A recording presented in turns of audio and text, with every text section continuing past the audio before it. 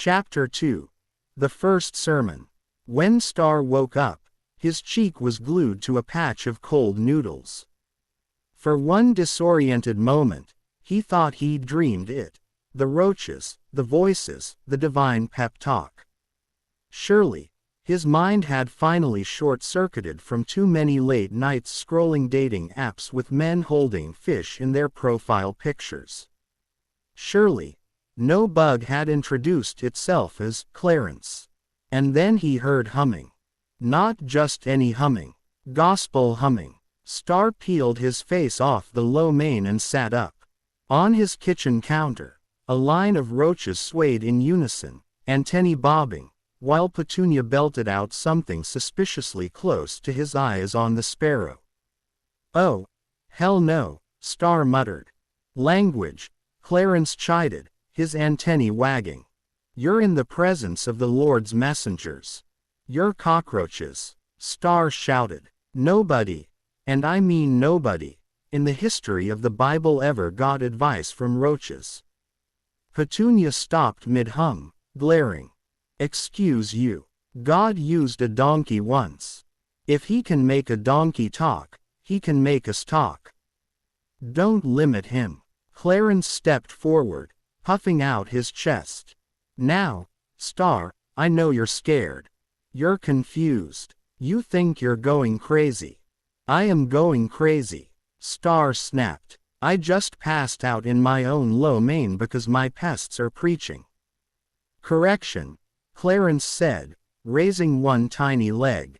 "We are not pests. We are prophets." Star rubbed his temples. "I need a drink." "No you don't," Clarence shot back. "What you need is to listen. Because here's the truth. You've been living like us. Hiding in the cracks, waiting for scraps, avoiding the light, and God didn't put you here for that." Star froze. Against his will, the words slid under his skin. Petunia chimed in, softer now. "You've been hurt, sugar. Left behind. Chewed up and spit out by men who didn't deserve you. But you've let those ghosts tell you you're too old, too broken, too unlovable. And that's a lie." Star's throat tightened. He hated that. He hated that roaches were nailing him with truths his therapist had been trying to get him to admit for years. "Look at us," Clarence said, strutting across the counter. "We survive anything. Fires, floods, exterminators. We adapt. We get back up. You think God sent us because he ran out of angels? Nah, he sent us because survival is holy. And you, Star, you're a survivor." For a long moment, the kitchen was quiet except for the hum of the tired old refrigerator. Star stared at the roaches. The roaches stared back, antennae glowing faintly in the overhead light. Finally, Star snorted. "So what? You're my life coaches now. What's next? You gonna write me a dating profile?" Clarence smirked. Or at least did something with his mandibles that felt like a smirk. "If that's what it takes." Petunia leaned forward, her antennae trembling with sass. "Chapter 1 of your new life, sugar. Admit you're still alive. Admit you still want love.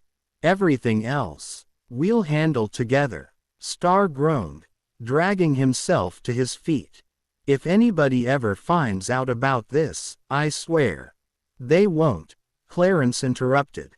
"Who'd believe you anyway? Now, go wash your face, pick up that lo mein, and tomorrow, we start." "Start what?" Star asked warily. "The sermon series," Clarence said. "Week 1. Cleaning the temple." Star narrowed his eyes. "Cleaning the what now?" "The apartment," Petunia clarified. "Honey, if you want God, or a man, to come over, you can't have 3-month-old pizza boxes as your centerpiece." Star sighed. "You really are roaches. Prophets," Clarence corrected. "Prophets who also appreciate a tidy kitchen." Star stumbled toward the bathroom, muttering under his breath. But as he splashed cold water on his face, he caught his reflection in the mirror. His eyes were bloodshot, his hair a mess. And yet, for the first time in years, there was the faintest flicker of something behind his exhaustion. Hope, even if it had crawled in on 6 legs.